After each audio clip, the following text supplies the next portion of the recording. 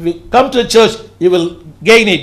அன்பானவர்களே, ஆலயத்தில் இருந்தால், வீட்டுக்குள் இருந்தால் உங்களுடைய நன்மைகளை இழந்து போவீர்கள்.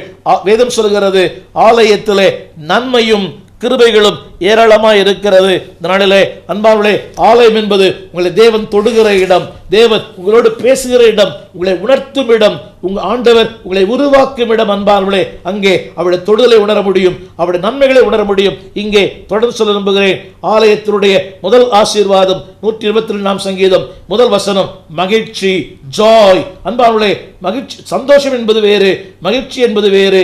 சந்தோஷத்திற்கு பொருள் தேவை, சம்பவங்கள் தேவை. ஆனால் மகிழ்ச்சிக்கு சம்பவங்கள் தேவையில்லை.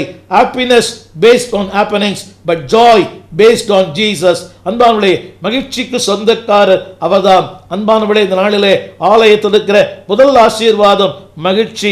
அடுத்த வாசகம் சொல்ல விரும்புகிறேன். 3ஆம் வசனத்திலே, ஆலயத்திற்கு வந்தால் உங்களுடைய வாழ்க்கை இசைவாய் கட்டப்படும். திரும்ப சொல்லுகிறேன், 3ஆம் வசனத்திலே உங்கள் வாழ்க்கை கட்டப்படும். இடிந்து போன வாழ்க்கை, சின்ன பின்னமான வாழ்க்கை, உங்களுடைய கேரக்டர் கட்டப்படும். அன்பானவர்களே, என்னை பொறுத்தளவிலே என் சுபாவங்கள் கட்டப்பட்டது, என்னுடைய வாழ்க்கை மாறினது ஆலயத்திற்கு போய்தான். எனவே சபை ஆலயத்திற்கு சென்றால் your life will be built. உங்களுடைய கேரக்டர் கட்டப்படும், வாழ்க்கை கட்டப்படும், நல்ல பண்புகள், நல்ல சுபாவங்கள் 3ஆம் வசனத்திலே கட்டப்படுகிறது.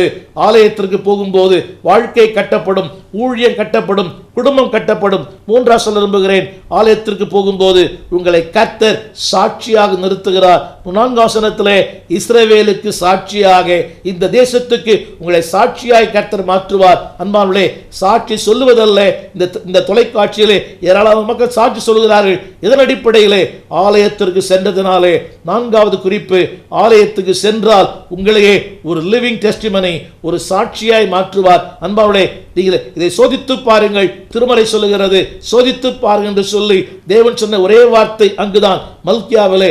ஆலயத்துக்கு வந்து பாருங்கள். உங்களுடைய வாழ்க்கை வந்து போகிற வாழ்க்கை அல்ல, தங்கி தாபரிக்கிற வாழ்க்கை, சாட்சியாக.